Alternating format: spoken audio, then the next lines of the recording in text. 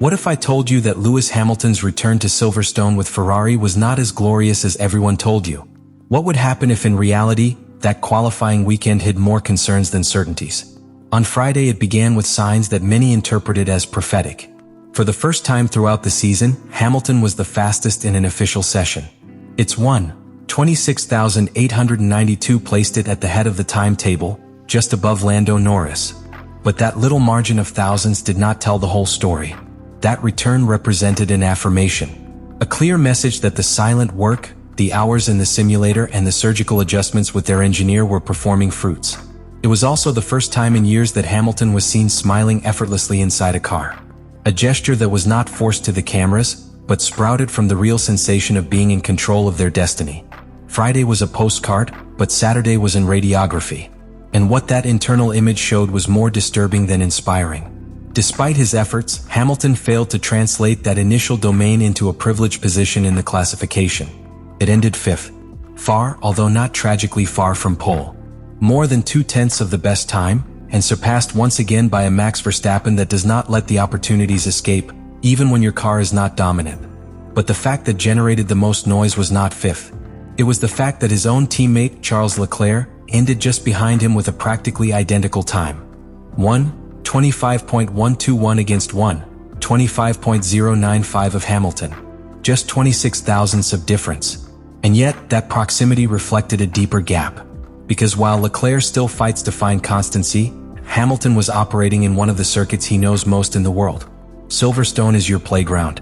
And yet, he could not make a difference. What seemed like a glorious return began to acquire warning dyes. Because the message left by Silverstone was not that of an imminent victory, but that of a process that is still underway. And that process is full of small frustrations, of adjustments that still do not finish fit, from a car that still does not respond as its pilot needs. The communion between Hamilton and the SF-25 is not yet full. They are getting to know each other. But while that happens, on weekends they happen, and with them the opportunities to write a new glorious page. Ferrari arrived in Silverstone with a discreet but important technical evolution. A new flat background that had begun to give positive signs from Austria. That floor allowed to extract crucial tenths, as long as the car was correctly configured. And in training, it seemed that they had found that ideal configuration. But as the pressure increased, the structural limitations of the car arose. Limitations that are not solved with motivation or experience. The contrast between Friday and Saturday made it clear that Ferrari still suffers to adapt to the change of conditions between sessions. And that directly penalizes a pilot like Hamilton, whose strength has always been to maximize the car when it is in rhythm. In an environment where every thousandth, these tiny variations in the balance of the car are transformed into insurmountable walls. It is not that Hamilton has failed. It is that the promise that illuminated on Friday vanished before a more complex reality. And that is, perhaps, the truth that nobody was encouraged to show. To understand what really failed on the Saturday of Hamilton in Silverstone, you have to detach from romanticism that normally wraps its figure. Leaving aside the aura of legend and observing with surgical eyes what technical and structural elements they prevented that hopeful Friday becoming a pole position on Saturday. Because it was not a matter of bad luck or pilot errors. It was a conjunction of structural limitations that continue to condition their performance. The SF-25 has been a difficult machine to understand since its debut. Although Ferrari made concrete advances from the Austrian Grand Prix, including the introduction of a new soil with an estimated improvement between 1 and 2/10 by return, those improvements still depend on a fragile condition, the correct car's configuration from the beginning of the weekend. In Silverstone, they achieved a solid base on Friday. But maintaining that optimal point in conditions of maximum demand, such as classification, is another story. One of the key problems was the behavior of the car in high-speed curves. Silverstone is a circuit that mercilessly punishes any weakness in the aerodynamic balance. And the SF-25, although improved, continues to show inconsistencies in the passage through fast curve. That's where McLaren and Red Bull made a difference. Not for having more power, but for how their cars are able to maintain high average speed without decomposing. That capacity, which seems invisible to the naked eye, is what separates a good turn from a magical return.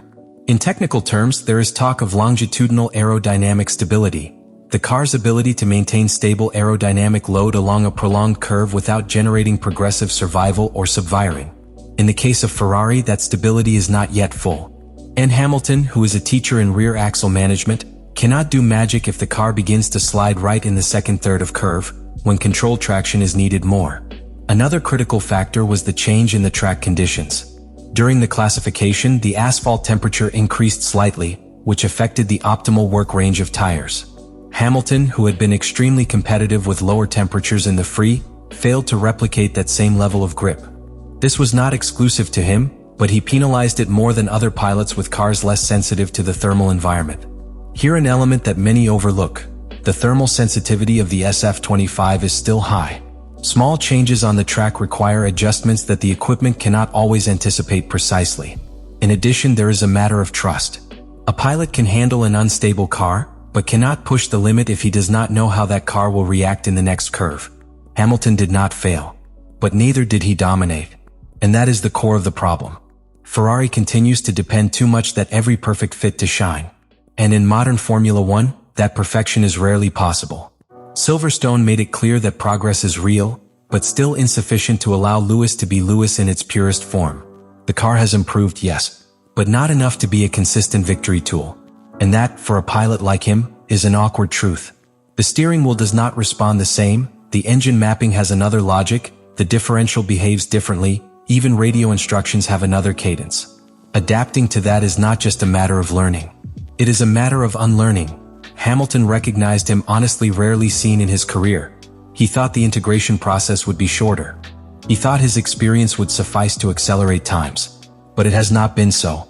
Only in Silverstone, 12 weeks after the start of the season, he began to feel comfortable with the base of the car. He began to understand not only how to put it ready, but how to interpret it. And that is a crucial difference. Because in Formula One, it is not enough to handle well. You have to anticipate how the car will react in each possible condition, in each type of tire, in each track evolution. Symbiosis must be done with the machine. That adaptation is still partial. It is reflected in details that may seem insignificant for the casual eye, but that define a weekend. For example, Hamilton has had to modify his braking technique. In Mercedes, his style was of deep trail braking, releasing the brake progressively while turning. In Ferrari, that style does not produce the same efficiency. You have had to adjust your curve entry point and sometimes imitate the Leclerc approach, which prioritizes a higher minimum speed with less work of the steering wheel. These small adjustments are not mechanical, they are brain, and require complete mental reprogramming. There is also an emotional dimension in this process. Silverstone was not just another career. It was his fire test.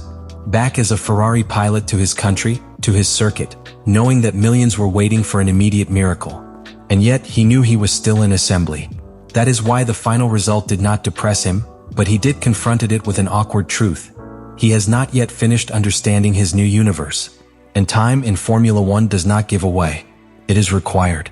That discomfort can be its greatest active or its greatest obstacle. Because Hamilton is a voracious competitor. Do not run to add points, run to mark the time.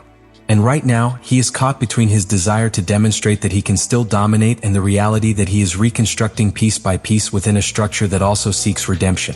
The adaptation is not over. Not close.